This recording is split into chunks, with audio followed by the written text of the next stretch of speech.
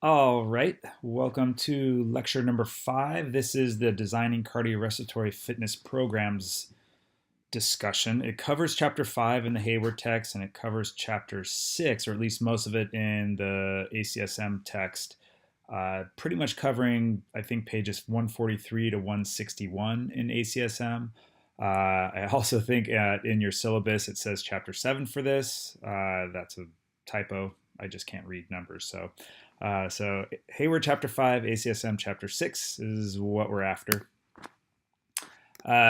This is a pretty straightforward kind of discussion. We're really after understanding how to apply certain principles to design cardiorespiratory fitness programs. So the FITT-VP principles, are the ones that we're going to utilize to safely and effectively design an exercise program, a cardiovascular fitness program for an individual. We'll understand what each component of the FITT-VP principle represents, and then also be able to apply it.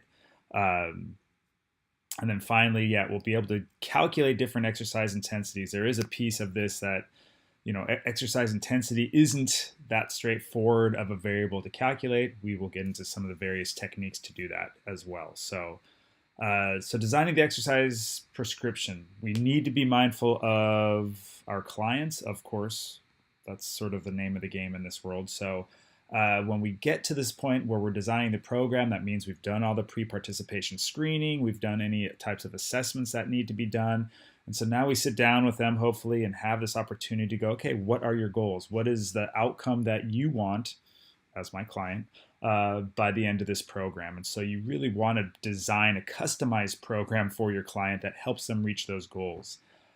Before I get too far, this is a side note, but it's an important one. This chapter, both the way Hayward and the way the American College of Sports Medicine present exercise prescription for cardiovascular fitness, is incredibly, I don't know what the best word is. It's not very dynamic. It's not very exciting. And there are hundreds of other ways to do it. And so the way that Hayward and ACSM present it is by far the most basic one-size-fits-all approach. And as you know, in this world in general, one-size-fits-all approaches don't usually work. And so when you're dealing with a client one-on-one, and you bust out your ACSM book and you're like, oh, ACSM says 5 days a week for 20 minutes a session at this intensity, that might not work for your client. And so I'm really going to encourage all of us, and it's through the class project as well, to let's step out of that box of this is the way it should be. However, that being said, both Hayward and ACSM do provide us with the groundwork, right, the basis to develop smart, safe, and effective exercise prescriptions. So I'm not saying this is not useful. However, it isn't always as appropriate as we'd want it to be for specific clients. Let's move on. So based on our clients' goals, absolutely, we need to be mindful of that. Otherwise, why we'd be wasting their time. The client's strengths and weaknesses should be considered as well. And if you've done a good job of making the assessments before this exercise prescription, you'll know what your client's strengths and weaknesses are. You want to build on strengths, but you also especially want to address the weaknesses. Let's get you to a place where you're a well-rounded individual regarding fitness, whatever that might be. Weaknesses in terms of cardiovascular fitness is kind of just one variable, so you can't necessarily have strengths and weaknesses within it. But when we look at an overall exercise prescription, we start to include things like flexibility and muscular fitness, then that we will have strengths and weaknesses across that spectrum without a doubt. Client interests, if you give me a chance to talk about it, I won't do it here. This is the most important part of the prescription, period. It doesn't matter if you follow ACSM, it doesn't matter what you follow. If your client isn't interested in what you provide them, and I just call it the fun factor, if they're not having fun with what you do, they're not going to come back. They might come back for a couple weeks because they have to, or because they paid you money to come back for a couple weeks. If they're not enjoying the program, and if they're not leaving every session going, wow, that was amazing, that was fun, that was great, I feel good, I feel better, I feel like I'm making progress. If that level of enthusiasm isn't there, that's a really tough battle for you to win ultimately in getting your client to reach their goals. And if you look across some of the fitness programs that are out there right now, the ones that are most successful, sure, they can accomplish the goals, but why are they successful? I guarantee it, there's a factor that people are enjoying the process. They feel challenged, they feel invigorated, there might be a social aspect to it, whatever it is, the clients enjoy it.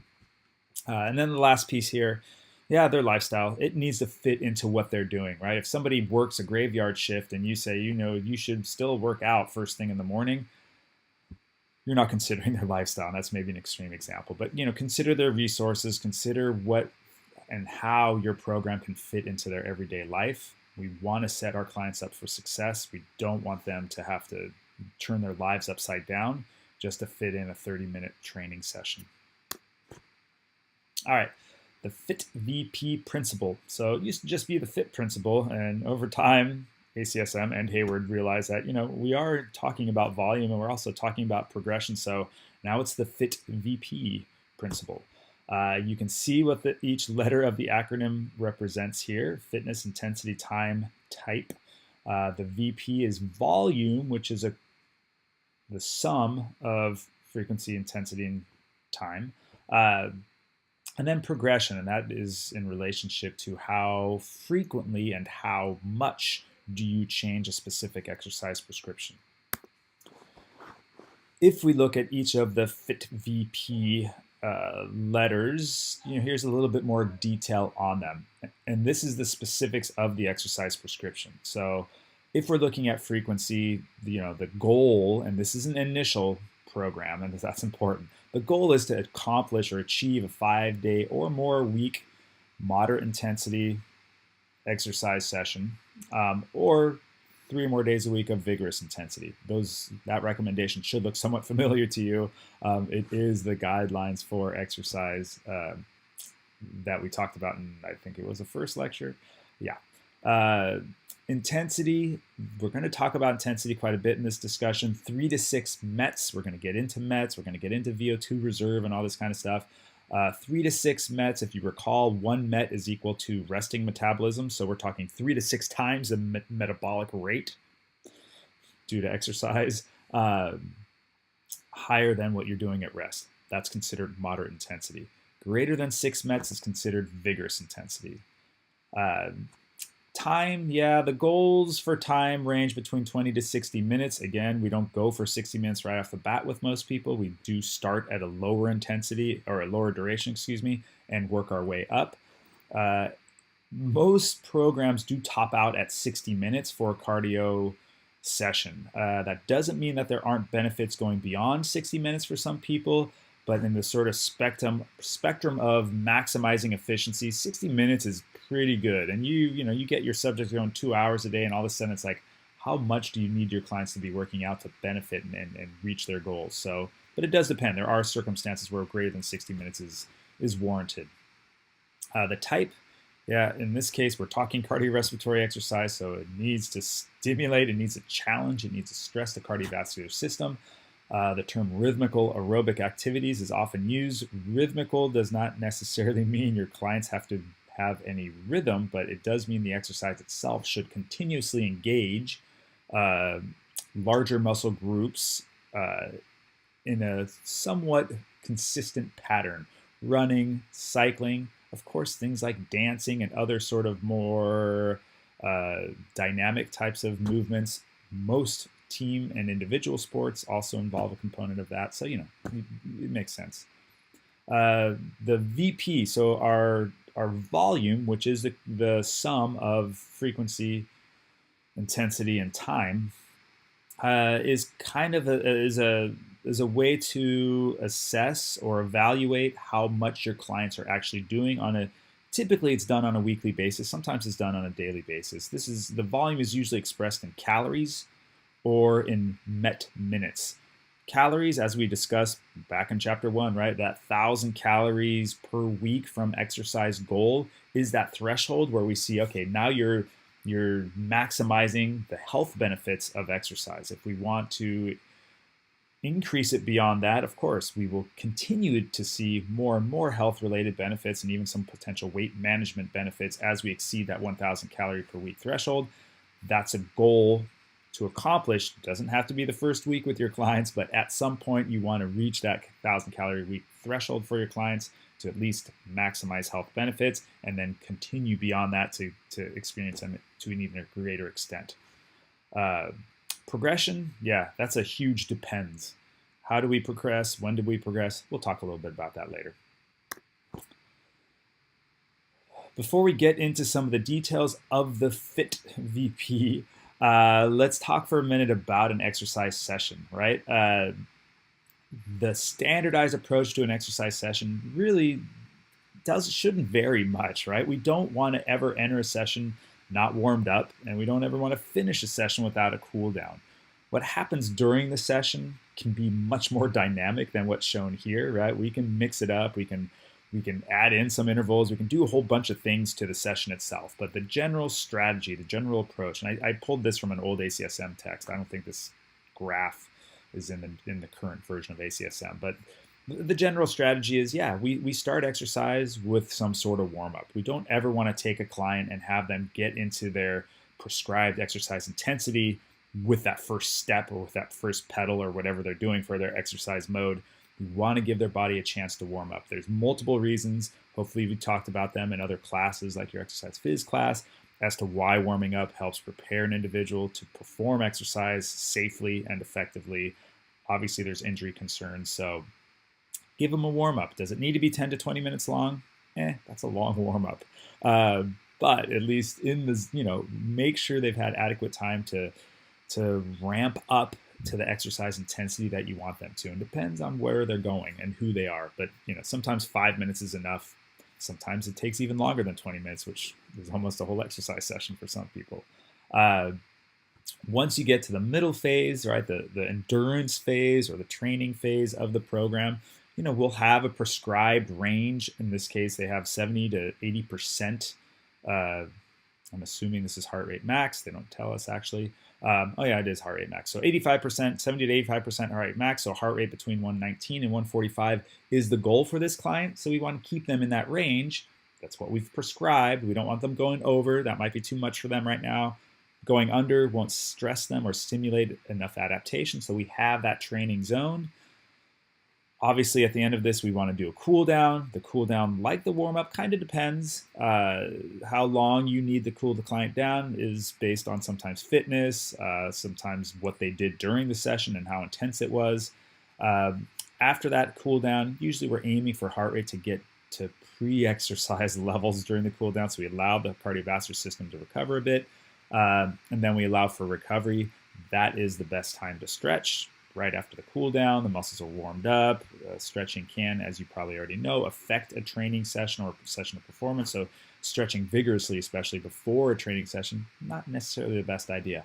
Afterwards is when we can do some of this static stretching and take advantage of a warmed up muscular system. All right, modes of exercise, or this would be type in the FITT-VP principle. Modes of exercise, we want to make sure to include large muscle groups. Want to at least try to keep exercise continuous. That doesn't mean that stopping or taking breaks or varying exercise intensity isn't okay. But generally speaking, and they use the term rhythmic, to me that's always misleading. And I have no rhythm. I'm not shy about it. So we start talking about rhythmic exercise, that just scares me. So by rhythmic, I think the intention is, yeah, we want the muscles to be engaged in a continuous basis. And, again, if you think about running, that is rhythmical. And so that is what the intention is with that term rhythmic. Depending on the stage of conditioning, the mode can differ, right? And so initially we want to introduce our clients to a training program with types of exercise that are consistent, constant in intensity, easy to monitor, and probably the most important, that don't require a high level of skill, so low skill types of activities. Think of some examples. Obviously, like treadmill will come up, stationary bikes will come up, right? Stair steppers, a little bit more actual skill level on the stairs, on the stepping mills, right? elliptical trainers, right? We have lots of machines or devices, ergometers, right, that clients can use that are quite safe. We can really control exercise intensity. We can really monitor our clients. As we get to higher levels or the progression of a training program and they get to an initial improvement phase, then we start to, we can incorporate more skill activities, perhaps actual running on a track, right? Or walking on a track, maybe even riding a bike in a controlled sort of bike path kind of environment. Those types of things. As we progress, even within the improvement phase, mountain biking versus riding on a paved surface, hiking on a single track trail somewhere in the wilderness, or trail running, those types of progressions are appropriate depending on your client. Once you get to the maintenance phase, and you're very lucky if you do get to the maintenance phase with the client, I'll tell you that right now. The incorporation of sports is a wonderful way to help maintain that level of fitness. There is variations in exercise intensity, but if they're at the maintenance phase, we don't need to monitor them anymore. They've accomplished what they've wanted to accomplish. They should be skilled and seasoned exercisers at this point, so just go have fun. There is a classification system out there for exercise modalities, aerobic exercise modalities. They go from type A to type D. Take a peek at these. They're kind of obvious. Oh yeah, type A is that beginning exerciser, minimum skill. As we make our way up to type D, this is where you're getting much more dynamic, much more unpredictable and challenging even environments to exercise in. It's the good stuff, right? But we want to make sure not to give a type D type exercise to an initial client, right? Someone who hasn't exercised ever, or maybe for the last 10 years, and it's like, oh yeah, why don't you go play basketball? That'll be great. It'll get your heart rate up. It's like, no, let's work our way up there. So obviously the natural progression, depending on your client, but if your client starts with type A types of activities, progress them to type D, right? If you already have somebody who's playing competitive sports, they're a soccer player, and then you can probably start with type D, right? So it really depends on your client. All right, turning the page, let's talk about exercise intensity a bit, right? And so it is the I in the FITT-VP principle. It's a big one. Intensity, as you probably already know, is the strongest stimulus to force or to result in adaptations to exercise training. Improvements in VO2 max, which is that indication, is the measure that we use to assess cardiorespiratory fitness, are based or are most influenced by changes in exercise intensity, right? Duration, yeah, that's a big deal, but really it's exercise intensity that is the stimulus. Additionally, exercise intensity, if misprescribed, could really put a client at risk, right? You don't want to give someone too high of an intensity to exercise at. That may overstress them, and that could lead to injury, that could lead to overtraining, that could lead to even worse. Conversely, you don't want to under-prescribe exercise intensity because you're going to bore the crud out of your client. They're going to be like, really? You're having me walk at this speed? This is like I'm not doing anything. So accurately assessing and prescribing exercise intensity, it's a pretty big deal when it comes to exercise prescription. Table 6.1 in ACSM on page 146 is a great table. It's a new table for this version of ACSM. I like it. It has a lot of information on it. What I want you to key in on, because without being face-to-face with this class, I'm not going to pick on too many detailed things in some of these tables, but the values, it's a second column from the left in this table. So the percent heart rate reserve and the percent VO2 reserve column. It has like, what is for, low intensity? What is the percent heart rate reserve range for that, right? Something like 40 to 59% or something, right? I want you to know at least the association between percent heart rate reserve and what exercise intensity that's associated with. And again, heart rate reserve and VO2 reserve, two variables that we're going to talk about in a couple minutes, those are paired together in that same column. So please know at least that column and its relationship to the farthest column to the left, which is exercise intensity. The rest of the table is fantastic to check out. So when it comes to prescribing exercise intensity, we have a lot of choices, right? ACSM loves to use this VO2 reserve technique. Sometimes they call it the MET technique. We're going to present them together because they're really one and the same. The heart rate reserve technique is another popular way to do it. We'll talk about some other methods, RPE, the talk test. There's a whole bunch of ways to do this. But we're going to talk about ACSM's preferred methods first, in part because this is what ACSM wants. This is what's in your textbooks. This is what you're going to be tested on. In the real world, they're not used that often, especially the VO2 reserve technique. But I want to prepare you. You want to be prepared for the whole spectrum of ways to assess and prescribe exercise intensity. So when we use the VO2 reserve technique or the heart rate reserve technique, they are one and the same in terms of what intensity they represent. And when we talk about intensity, we're really talking about metabolic stress or cardiovascular stress. So, what intensity do we want our client to be at? Oh yeah, we want them at this vigorous intensity. How are we going to assess that? Well, let's look at their heart rate, or let's look at their VO2 or their METs. Much harder to look at. But let's talk about how we assess them and how we utilize them. So firstly, exercise intensity and duration when we're prescribing exercise are inversely related. So the higher the exercise intensity you prescribe to somebody, the lower or the less duration they should be at that intensity, right? We can't expect somebody to sprint for 30 minutes, right? Sprint would be that maximum intensity. Sprinting for 30 minutes doesn't work. So that relationship, obviously sprinting then would decrease the time. But if you're having somebody do lower intensity exercise, they could probably do it for much longer. So be aware of that relationship, kind of Captain Obvious sort of stuff. The intensity and duration decisions that you make or prescriptions that you make are based on your client. What is their fitness level? What are their goals? What do they prefer to do? Is there a risk, and this should probably come first, is there a risk of injury if you prescribe an exercise intensity that's too high, or conversely, if you have them exercise for too long at a lower intensity? So, those are decisions, and that's sort of part of the art of prescription. How do I know whether or not I should, bump up the intensity of a client? We'll talk about that. So the recommended intensities based on your client's fitness assessment. So we've done our assessments, right? We have to know our clients before we do this stuff. If they have poor initial fitness, hey, you haven't done anything for a while, you're classified, if we look at the classification table of VO2 max, you're in that low category. We want to start exercise off at somewhere in the range of 30 to 45% of VO2 reserve or heart rate reserve. Talk about how to calculate those in a minute. Maybe putting the cart before the horse, not sure. Most people fit, again, people with sort of average to above average, even high cardiorespiratory fitness, you can put them within this 55 to 80% of VO2 reserve or heart rate reserve range. That's a big range.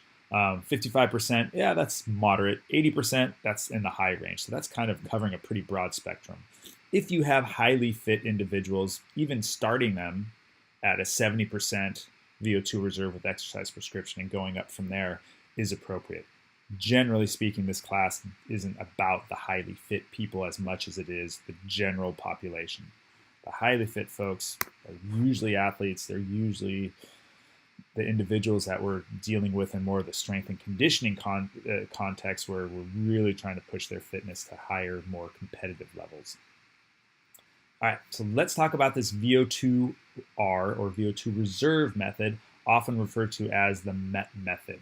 I want to emphasize now that the VO2 reserve method and the MET method are exactly the same, but instead of using VO2 in milliliters per kg per minute, we use METs, which is equal to 3.5. One MET is equal to 3.5 milliliters of oxygen uptake per kg per minute. So the math and the approach is exactly the same. It just depends on what unit you want to use. That's what we're after. So first, to use the VO2 reserve method, we have to know what someone's VO2 max is. Hopefully you measured it or you estimated it with either some sort of submax exercise testing, or there are even some non-exercise prediction equations to estimate VO2 max. They're not that rad. They're not that accurate. So, but you have someone's VO2 max as a value to work with.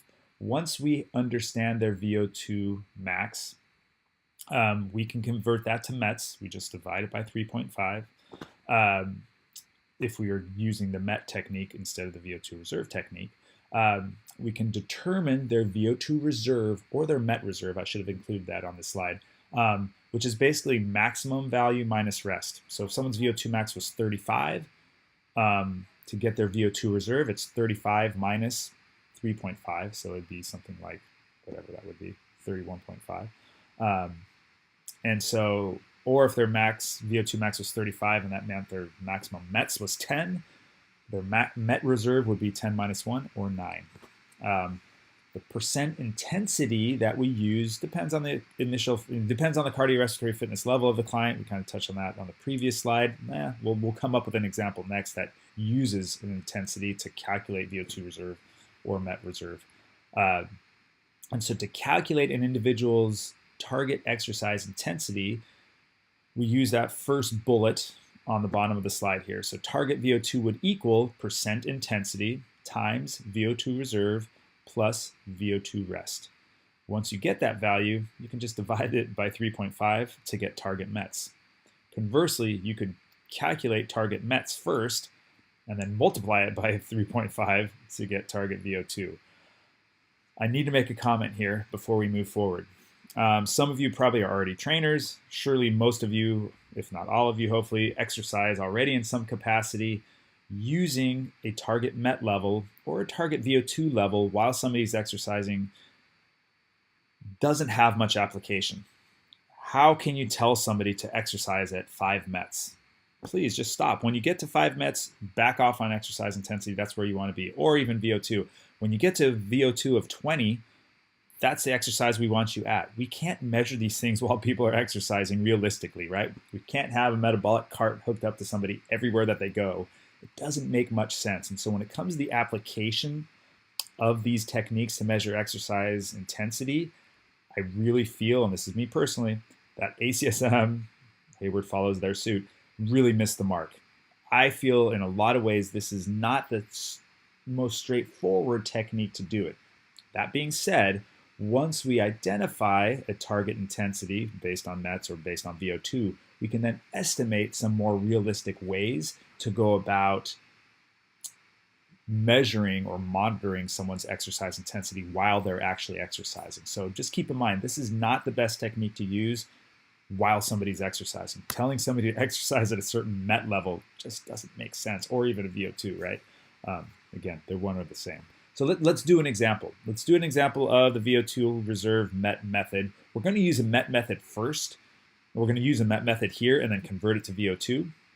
And so let's say we want somebody to exercise at 60% of their VO2 reserve or MET intensity. Their VO2 max is 35 mils per kg per minute. It's kind of the example I started to use on the last page. So what we want to do first is, well, there's the equation there, sorry, on the next method, on the next bullet. So target METs equals percent intensity times MET reserve plus MET rest. So to convert to METs, we take that VO2 max divided by 3.5, because right, 1 MET equals 3.5 mils per kg per minute. In this case, the individual's maximum METs is 10. So to calculate target METs, we take 0.6, which is at 60%. We times it by the MET reserve, which is max METs minus 1. So 60% times 10 minus 1, and then we add that resting MET back. So it would be 0.6 times 9 plus 1, and that gives us 5.4. Did I do the math wrong there? I did do the math wrong. It should be 6.4. Oh, this is so embarrassing.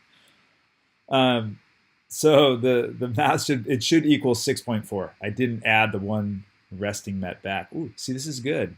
I'm giving you an example of what could go wrong on your exam when I have you calculate target METs. Don't forget to add the one MET back.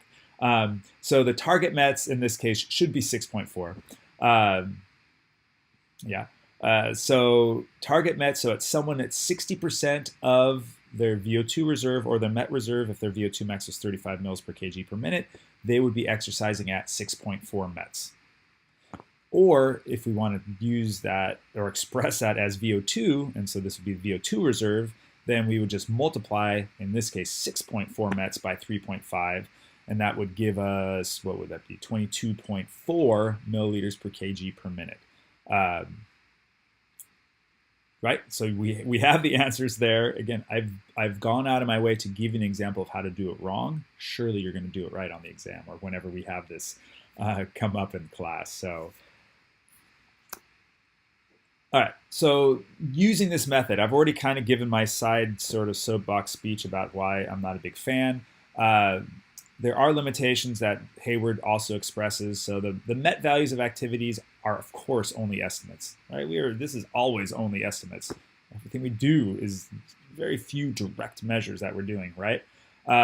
Met cost varies with skills, and so depending on the skill level of an individual, some people might be a lot less efficient than others, and therefore it will cost them a little bit more in terms of METs, VO2, to do that. That's an individual thing. We're not talking group exercise here anyway, so that's not such a big deal. And there are environmental factors that will alter MET costs, and that is something to consider. And that's again maybe